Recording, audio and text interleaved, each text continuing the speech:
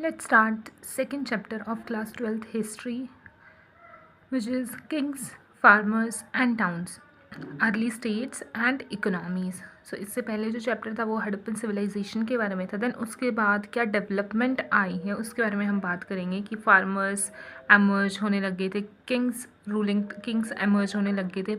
Harappan civilisation में हमें कोई भी एविडेंस नहीं था कि जो भी एरिया था वो कौन रूल करता था, किंग करता था या देयर वाज स्पेसिफिक ऑर्गेनाइजेशन या कैसे क्या. बट इसमें हमें पूरे एविडेंसेस मिले हैं क्योंकि इसके हमारे पास सोर्सेज हैं जिसमें कि हमें ये सब पता लगता है कि कौन रूलर था, कैसे क्या सब मैनेज होता था, एक्सेट्रा.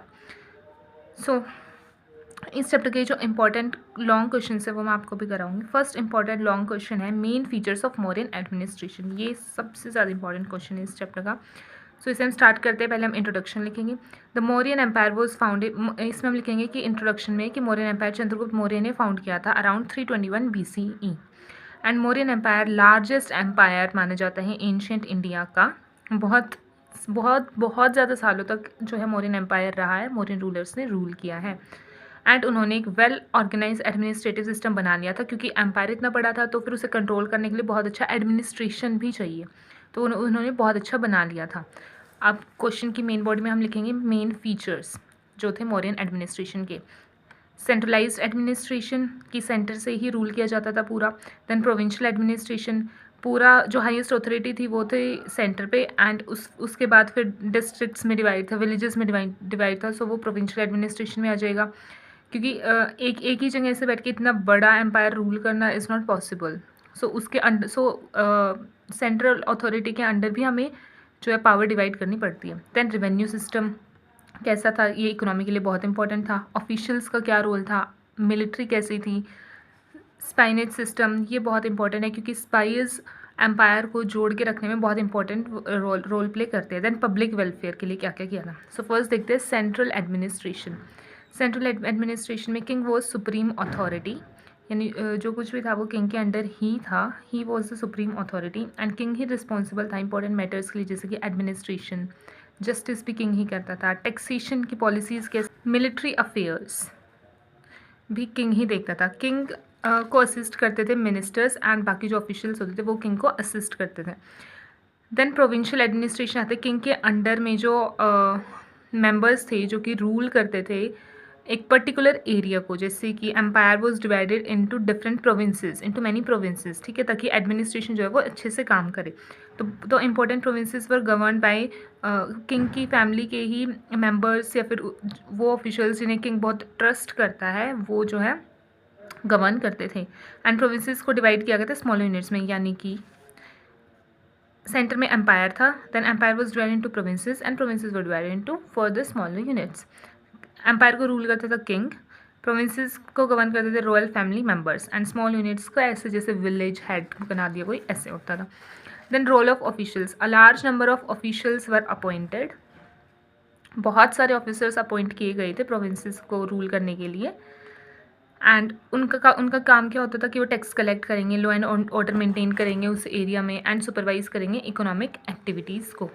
एंड उन ऑफिशियल्स को बोला जाता था महामताज. जो महामताज ऑफिशियल्स होते हैं उनको बहुत इंपॉर्टेंट, सबसे ज़्यादा इंपॉर्टेंट रोल किंग के बाद इन्हीं का होता था. उसका आता है रिवेन्यू सिस्टम. मेन सोर्स था एग्रीकल्चर, रिवेन्यू सिस्टम. इसका जो मेन सोर्स था एग्रीकल्चर माना जाता था. जो भी ग्रुप जैसे कि फार्मर्स एग्रीकल्चर करते उन्हें रिवेन्यू पे करना पड़ता था.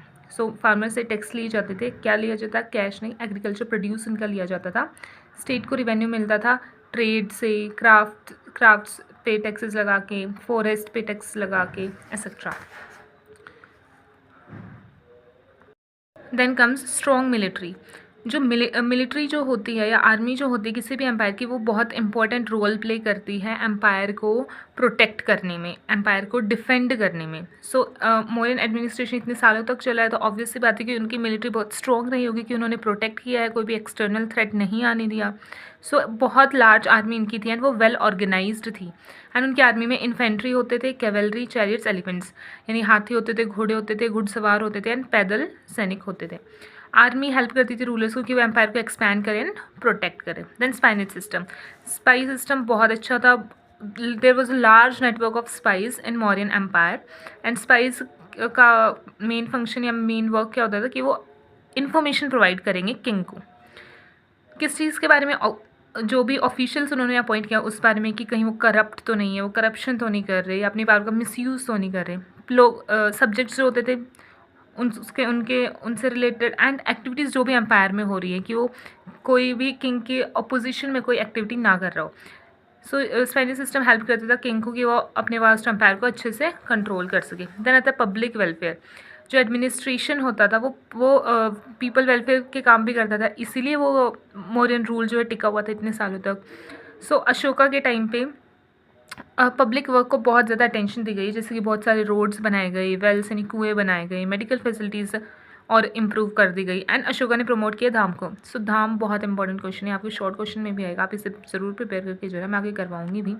सो जो धाम है वो अशोका ने एक्सेप्ट किया था कलिंगा के वॉर के बाद। एक्चुअली क्या हुआ था कि कलिंगा के वॉर में अशोका ने कलिंगा का वॉर जब अशोका ने किया था तो बहुत ज़्यादा लोगों की डेथ हो गई थी, बहुत इंजरीज, मतलब there was a great massacre जो है मानने तो हम फैल गया था, बहुत मिजरेबल कंडीशन हो गई थी एम्पायर की एंड लोगों की। सो फिर that situation moved heart of Ashoka. So उसने फिर धाम जो है अपनाया था। उसमें क्या था कि मॉरल कंडक्ट, टॉलरेंस, रिलीजन्स, मतलब no injury, non violence and हर रिलीजन को रिस्पेक्ट करना, यही सब उसमें था। सो ये अशोका ने बहुत प्रमोट किया क्योंकि उस इंसिडेंट के बाद वो बिल्कुल भी वो चीज़ें रिपीट नहीं करना चाहता एंड वो चाहता था सिर्फ पीस हो हर तरफ। इसलिए इसके बाद हम कंक्लूजन लिखेंगे कि मौर्यन एडमिनिस्ट्रेशन के जो फीचर्स हमने बताए हैं वो बहुत इंपॉर्टेंट थे मौर्यन एडमिनिस्ट्रेशन को जोड़ के रखने के लिए, एंड वही रीज़न थे कि मौर्यन एडमिनिस्ट्रेशन इतना लंबा चला है। So central authority, organise bureaucracy, efficient revenue system, spy system, public works, strong army, ये सब जो है रिस्पॉन्सिबल थी मौर्यन एडमिनिस्ट्रेशन को, मौर्यन एम्पायर को अच्छे से बनी रहने के लिए इतने सालों तक। So this is for the video. Thank you so much.